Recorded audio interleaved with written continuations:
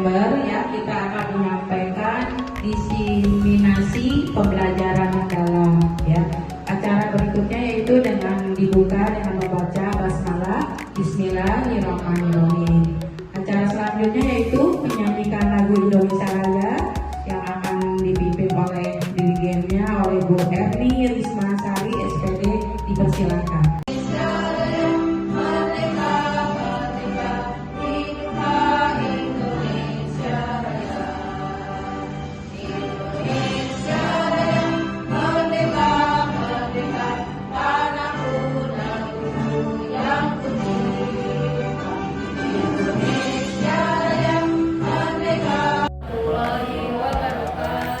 Alhamdulillah, puji dan syukur kita berikan panjatkan kepada Allah Subhanahu wa Ta'ala. Pada hari ini kita bisa berkumpul kembali dalam acara diseminasi tentang pembelajaran agama.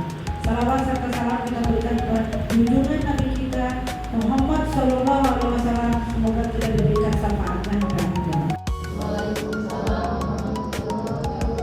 Bapak dan Ibu, mari kita berdoa mudah-mudahan acara ini lancar dan sukses. Wassalim warahmatullahi ta'ala warahmatullahi ajma'in ya Allah ya Rabbal alamin. Alhamdulillah rabbil alamin. Saya akan membacakan di sini perbedaan suara pola pikir tetap dan perbedaan suara pola pikir bertumbuh. Di sini pertama, kalau saya gagal berarti saya tidak mampu. Ya, kalau di suara pola pikir bertumbuhnya, kalau saya gagal berarti saya harus belajar lalu mencoba. Jadi kita tidak harus udah aja kita udah tidak mampu ya, tidak mau berusaha, udah aja seadanya segitu-gitu terus ya. Tapi kalau dari suara pola berpikir bertumbuh itu kita ingin berusaha seperti apa yang diinginkan atau dengan zamannya sekarang gitu. Contohnya saya yang kemarin udah berat tantangan untuk saya ya, akhirnya dengan secara pelan-pelan saya bisa melaksanakan tugas apa yang diberikan oleh fasilitator ya. Yang kedua yaitu saya akan menolak saat menerima tugas yang belum pernah saya kerjakan sebab resiko untuk gagal akan besar ya. Di sini mungkin rasa takutnya tinggi sekali ya. Dia kalau dikerjakan itu pasti ada tantangannya begini gitu ya. Terus yang di suara pola pikir bertumbuhnya, saya akan menerima pekerjaan yang belum pernah saya kerjakan sebab ini adalah peluang untuk belajar dan mengembangkan potensi diri ya. Jadi dalam pola pikir bertumbuhnya dia keinginan ingin bisanya tinggi sekali gitu ya, keinginan ingin tahunya sangat tinggi ya. Dia ingin merubah dirinya jangan sampai ketinggalan dengan yang lain ya. Yang selanjutnya yaitu kesalahpahaman menunjukkan kelemahan saya sehingga harus dihindari demi menjaga nama baik ya. Itu yang selanjutnya suara pola pikir bertumbuhnya, kesalahan merupakan sebuah proses belajar dan peluang untuk meningkatkan potensi diri ya. Di sini kalau kita berpola pikir bertumbuh ya, kesalahan itu namanya juga manusia ya, ada kekurangan, ada kelebihan, ada kesalahan ya. Jadi kesalahan ini merupakan sebuah proses ya untuk diri kita ya. Jadi kita harus mencari dalam kesalahan ini memperbaiki yang lebih bagus lagi untuk diri kita sendiri ya. Yang selanjutnya yaitu saya harus bagus dalam bidang tertentu saja dan tidak untuk bidang lainnya ya. Ini yang suara pola pikir tetap ya. Tapi dalam suara pola pikir bertumbuh, saya bisa belajar apapun juga yang saya mau, termasuk hal-hal yang sangat sulit sekalipun. Walaupun sesulit apapun, kalau kita berusaha belajar ya, kalau berusaha kita ingin bisa ya, pasti kita akan bisa gitu ya. Mungkin sama Allah juga kita diberikan kelebihan ya. Nah, di sini yang terakhir yaitu kecerdasan dan kemampuan adalah segala dan akan menjadi faktor yang menentukan sukses tidaknya ya. Yang tetapnya ya, yang untuk berkembang bertumbuhnya belajar dan berusaha adalah faktor kunci yang akan menentukan sukses tidaknya seseorang, ya. Jadi kunci suksesnya kita keberhasilan atau kita maju atau kita ingin bisa yaitu dengan cara belajar terus menerus, berusaha terus menerus. Walaupun kita tidak bisa bertanya dengan yang lain yang lebih bisa, atau kita berusaha sekarang banyak ya dengan lewat Google segala rupa ya. Zaman sekarang udah zamannya maju segala rupa. Mungkin selanjutnya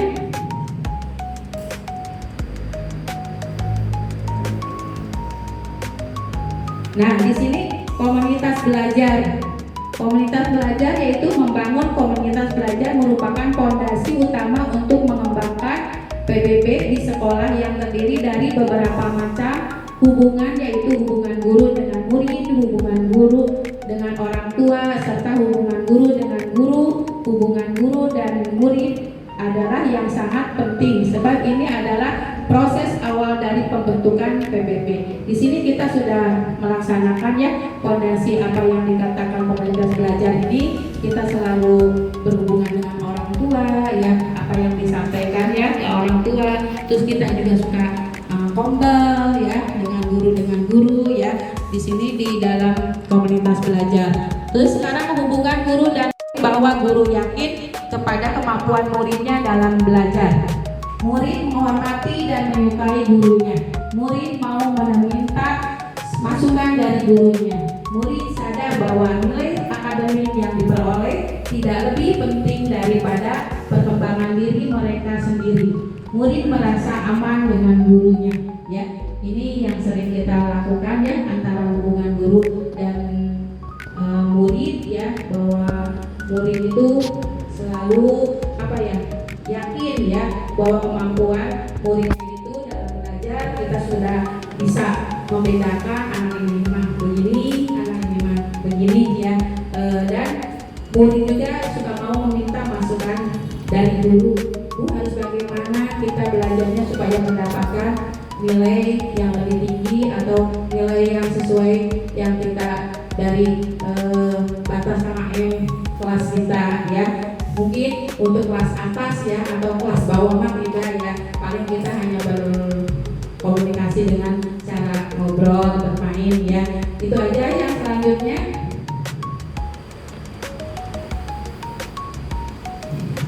nah, contoh implementasi di sini ada kejadian murid sering tidak mengerjakan PR. Suara PPT-nya, anak ini memang malas dan tidak punya tanggung jawab. Suara PBB-nya, saya akan mencari tahu penyebab dan mencoba memberikan tugas yang lebih bermakna dan sesuai dengan kondisinya. Jadi ada juga ya setiap kelas anak yang tidak pernah mengerjakan PR dan ada juga yang tidak tahu informasi karena keadaan lingkungan sekolah ya, tapi kita dengan suara yang yang tidak mau mengerjakan PR, yang malas, kita diberi bantuan yaitu mencari supaya anak itu bisa mendapatkan tugasnya seperti anak yang lain yang keinginannya sesuai dengan apa yang disampaikan ibu bapak guru, dia bisa mengikuti ya. Yang selanjutnya yaitu siswa sering bertengkar dan sulit diajak kerja kelompok.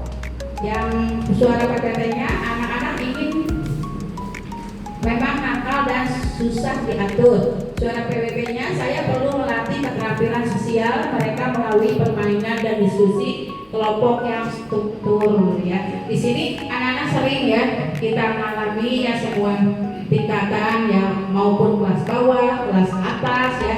Di sini dalam kerja kelompok suka ingin sama saya yang ngerjainnya gitu ya. Kamu ini nggak pengen maju lah ya ke depannya gitu ya. Terus kadang-kadang susah diatur ya. Tapi dengan cara suara yang PBB ini ya, perlu ada pelatihan sosial mereka melalui permainan atau diskusinya dengan cara apa yang supaya dia tidak ada saling ini kanlah bertengkar atau susah diatur. Akhirnya dia berdiskusinya dengan kelompoknya dengan sesuai dan struktur ya. Terus selanjutnya yaitu siswa tidak berani bertanya saat tidak paham ya. Banyak anak-anak juga tidak berani, siapa yang mau bertanya, kita kan suka begitu ya ke anak-anak pada diem aja ya, nggak ada yang berani ya. Dalam suara PPT-nya anak ini memang pendiam jadi tidak bisa aktif ya. Anak ini memang pendiam jadi tidak bisa aktif. Memang anak tersebut diam aja ya, kalau nggak diangkat-angkat oleh kita mah diajak-ajak, dibujuk-bujuk, tetap aja dia nggak mau ya, nggak berani. Nah, suara PBB-nya saya akan menciptakan suasana kelas yang aman dan ramah agar dia berani menyampaikan pendapat dengan secara sedikit demi sedikit pendekatan ke anak tersebut ya. Kita bisa membawa anak tersebut menjadi berani mengeluarkan pendapat dan dia juga bersosialisasinya bertambah ya, tidak seperti yang sebelum kejadiannya.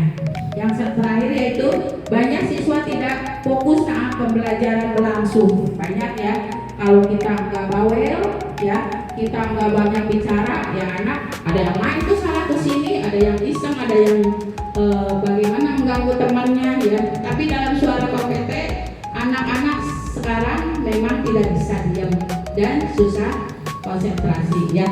Yang saya rasakan anak kelas 1 yang sekarang masuk ini nih sama ya, kita bicara, kita menjelaskan, dia mah asik aja bermain ya. Banyak Bu Ai tahu sendiri anak semangat apa ya, telinganya itu nggak dimanfaatkan gitu ya, bahwa kita itu sedang belum mengerti karena usia ya, dia udah terbiasa mungkin ya karena bermain sendiri menggunakan handphone jadi tidak mau mendengarkan apa yang dijelaskan oleh bu guru. Udah mulai suara tinggi aja dikit, ada apa aja kita memberi baru dia mau ya berkonsentrasi menghadapi pembelajaran. Di sini saya akan mengevaluasi metode pembelajaran akan lebih interaktif dan sesuai dengan gaya belajar. Jadi kita harus berubah dalam pembelajarannya supaya anak tersebut tidak ingin main atau mengganggu temannya. Kalau ada pembelajaran dengan metode yang interaktif atau gaya belajar yang dirubah dengan cara permainan atau pembelajaran metode apa, mungkin anak tersalurkan dalam pembelajarannya lebih aktif lagi dan efektif lagi. Selanjutnya konsep dan terpadu. Mungkin Bapak Ibu guru ini sudah paham ya. Waktu itu juga sudah disampaikan hasil dari ONI oleh Bu Riri ya. Kita ada langsungkan mana yang bermakna, mana yang berkesadaran dan mengembirakan. Kita lanjutkan. Nah, di sini ada prinsip pembelajaran mendalam. Di sini yang pertama berkesadaran, peserta didik aktif dalam pembelajaran serta mampu mengulas diri ya.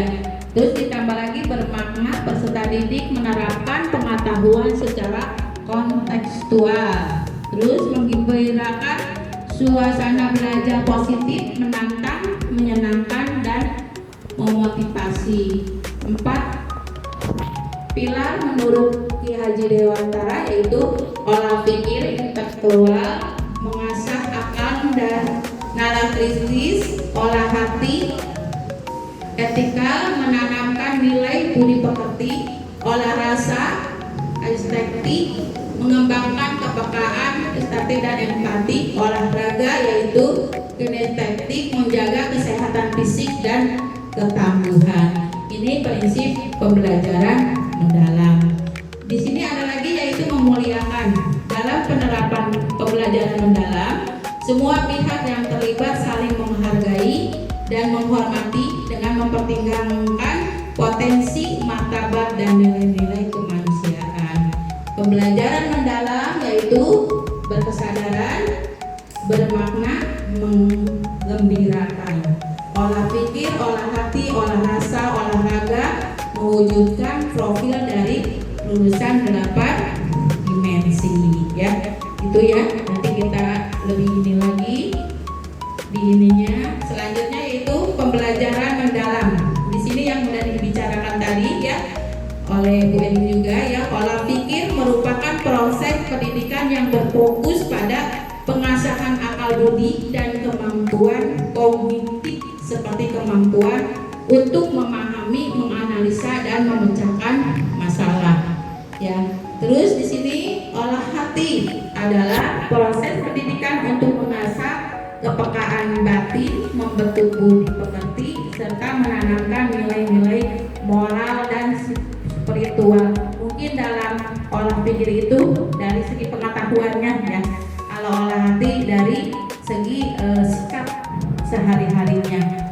Olah rasa sebagai proses pendidikan yang bertujuan untuk mengembangkan kepekaan, estetika, empati dan kemampuan menghargai keindahan serta hubungan antar manusia.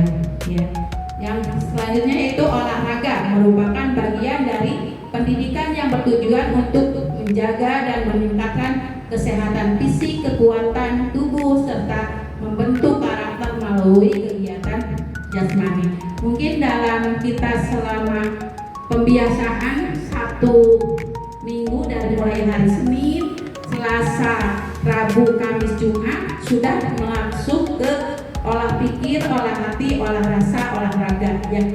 Ya, seperti yang kita selama Senin misalkan upacara atau membiasakan menghafalkan lagu wajib, olah hatinya dari literasi ya, membacanya gitu ya, sampai sejauh mana dia ketekunan dalam membaca, dalam sikap melaksanakan duhanya, apanya yang kegiatan sehari-hari untuk budi pekerti yang dia dapatkan ya. Di sini olahraganya kita udah laksanakan setiap hari Rabu ya. Selanjutnya yaitu di sini ada 8, 3, 3, 4. Nah, di sini ada kerangka, masih dilanjut ya. Dilanjutkan mungkin ya sama Bu Elin. Perintahkan Bu Elin.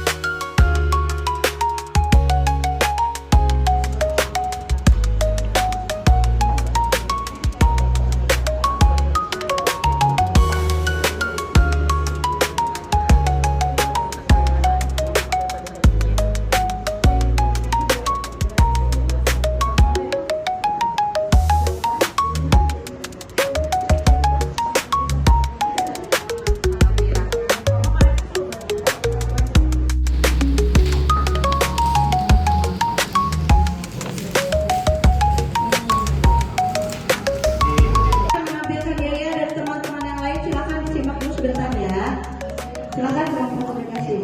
Assalamualaikum warahmatullahi wabarakatuh. Waalaikumsalam warahmatullahi wabarakatuh.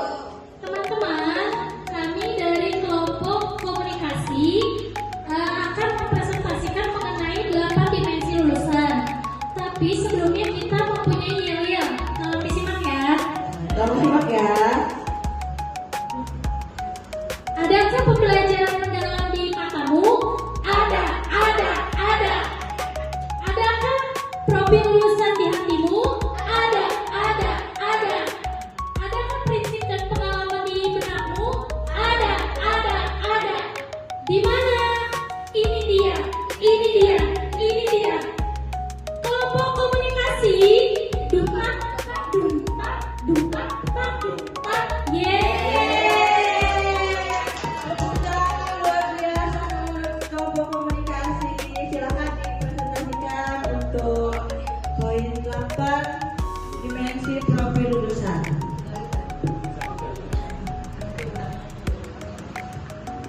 ya baik, lanjut mengenai 8 dimensi profil lulusan. Ini hasil kerja kelompok dari kelompok kami, yaitu konsep dan kerangka pembelajaran mendalam. Sebelumnya kami dari kelompok komunikasi, yaitu beranggotakan saya sendiri, Juwita Indriana Sari, lalu Pak Agus Sutiono, lalu ada Miss Aiwasila. Nah, kami akan mempresentasikan mengenai 8 dimensi profil lulusan, yaitu ada 8. Yang pertama, keimanan dan ketakwaan terhadap Tuhan yang Maha Esa, di mana keimanan ini mengacu pada spiritual kita mengenai keagamaan. Nah, di sekolah kita sudah menerapkan, yaitu setiap hari Jumat pelaksanaan kutub, duha, lalu di akhir pembelajaran ada BTI. Lalu yang kedua, keluargaan, di mana kita menerapkan rasa cinta tanah air kita kepada murid-murid kita, yaitu dengan untuk anak-anak bagaimana mereka bisa berkomunikasi baik dengan temannya maupun dengan guru dan lingkungannya. Sekian untuk mengerjakan tugas, ya, kemandirian dalam mengerjakan rumah PR dan sebagainya. Warahmatullahi wabarakatuh. Waalaikumsalam warahmatullahi wabarakatuh.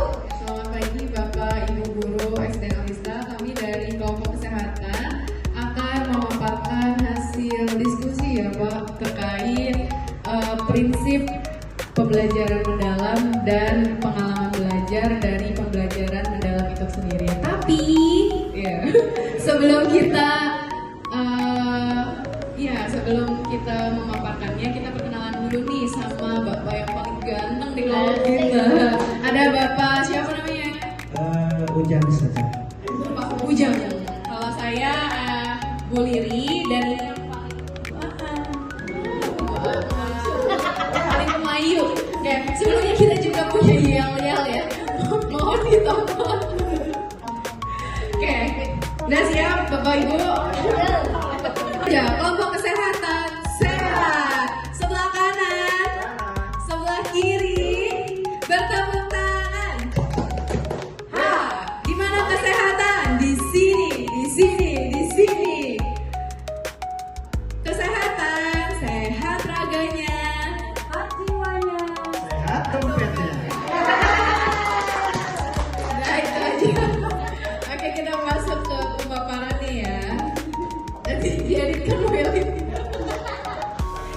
Itu jadi highlightnya nanti.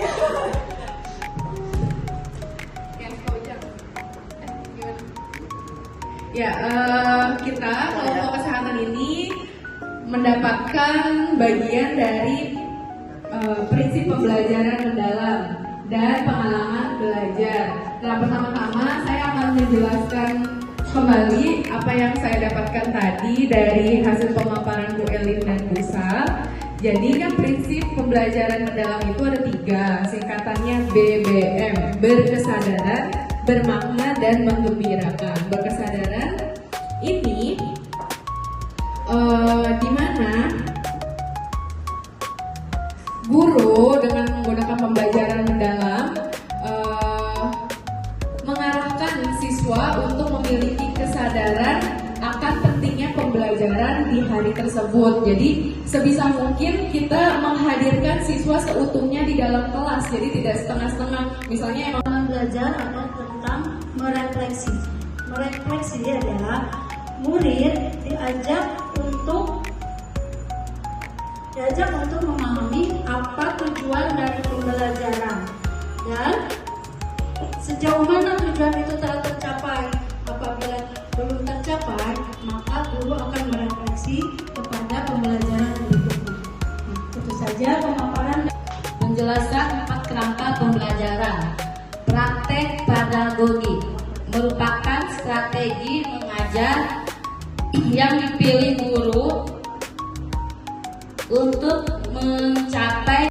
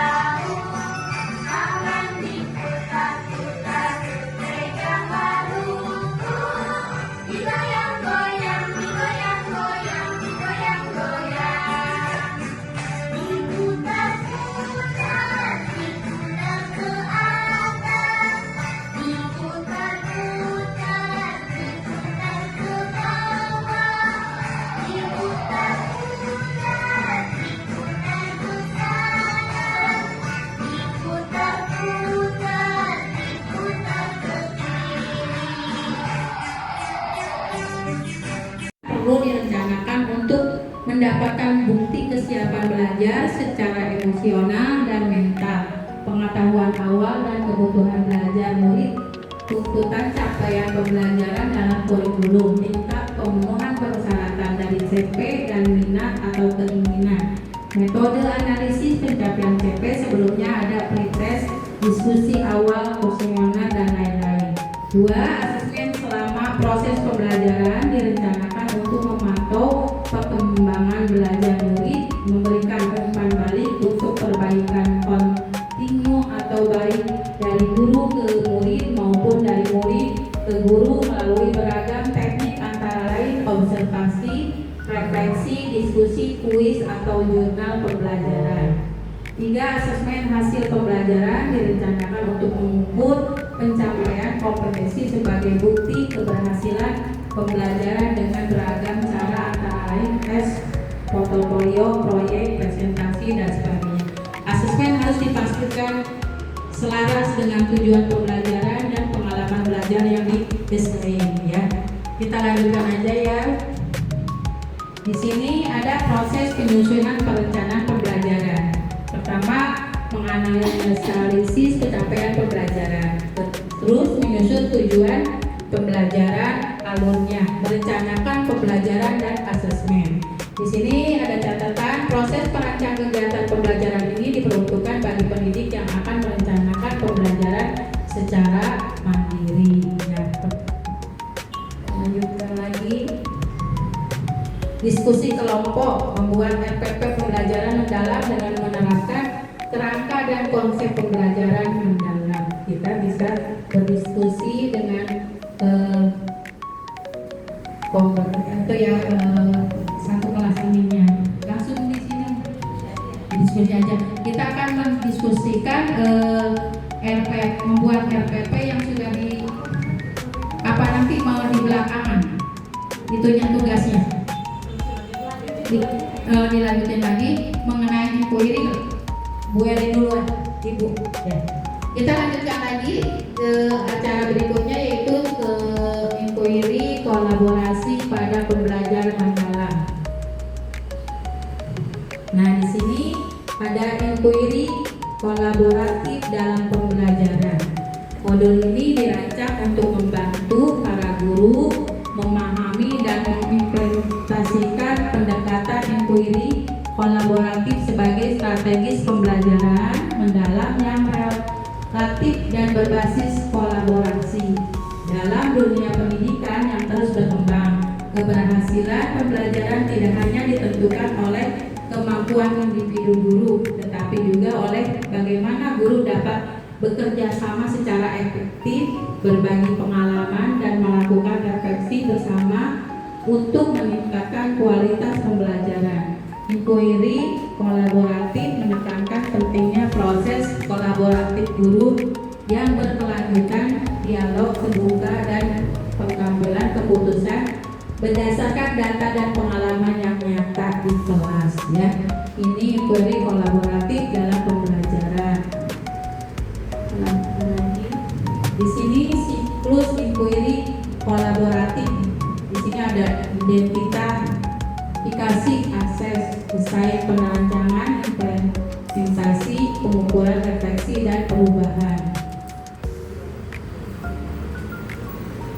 Inquiry kolaboratif antar guru bisa dilakukan dengan berkolaborasi bersama rekan guru dalam sekolah yang sama atau dengan kolega dari luar sekolah. Ini bertujuan meningkatkan praktek hasil pembelajaran personal maupun bersama. Inquiry kolaboratif antar sekolah. Kolaborasi ini berlangsung antar satu atau lebih sekolah, baik di tingkat siswa, guru, pimpinan maupun komunitas. Fokus adalah memanfaatkan alat atau proses e-learning untuk memperdalam pembelajaran lintas sekolah. Kolaborasi dapat dilakukan secara virtual dari lokal hingga global. Mau dilanjutkan lagi oleh Bu Elin materi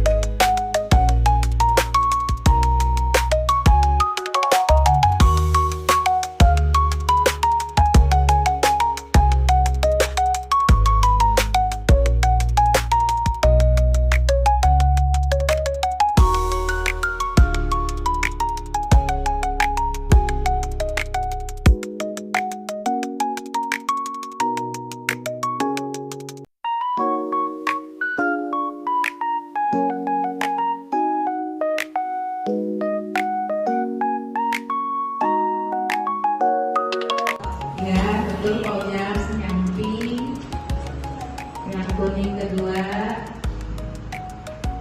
hijau, yang keempat, kekhawatiran Bapak Ibu rasakan dalam implementasi asesmen.